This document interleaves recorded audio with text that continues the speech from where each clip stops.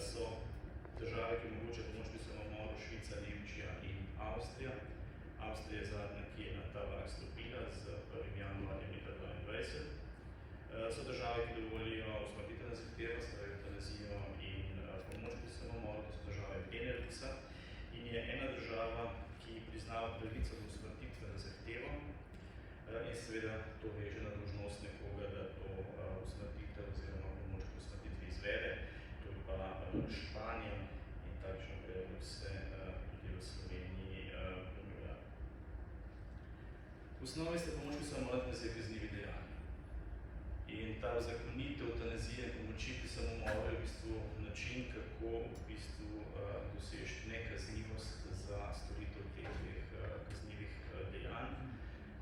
Možno sta dve opcije. Ena je, da se interpretira kazenski zakonik, to je v Švici leta 47 naprej, 42 pa naprej, kjer preprosto interpretacija kazenskega zakonika nekatera dejanja pomoči pri samomoru niso kazniva.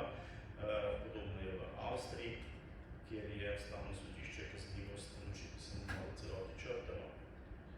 Druga pa je določitev pogojev nekaznivosti, se pravi, kdaj je nekdo, ki pomaga pri samomoru ali usmrti nekoga na zahtevo, ni kaznovan, pač v nekem drugem zakonu. In te so to zakoni, ki imajo pa en naslov Zakon o evtanaziji, pomoči pri samomoru, pravici do končanja življenja.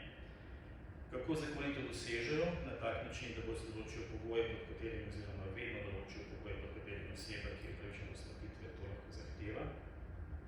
Določijo osebe, ki usmrtitev pri pomoči lahko upravijo in zaradi tega niso kaznovani. Praviloma so to določene poklicne skupine, se pravi zdravniki, medicinske sestre in farmacevti, ne pa vedno. In tretja možnost, to je ta španska, kjer so določili v bistvu dolžnost določenih poklicnih skupin, se pravi zdravnikov, medicinskih sester in farmacevtov, da pri usmrtitvi pomagajo, ko so izpolnjeni določeni zakonski pogoji. In takšen predlog v Sloveniji. Zdaj, kakšni so ti pogoji na strani pacienta? Različne države različno definirajo, kaj so pogoji, kdaj lahko nekdo zahteva pomoč pri samomoru oziroma je tisti, ki mu pomaga pri tem dejanju, ni kaznovan.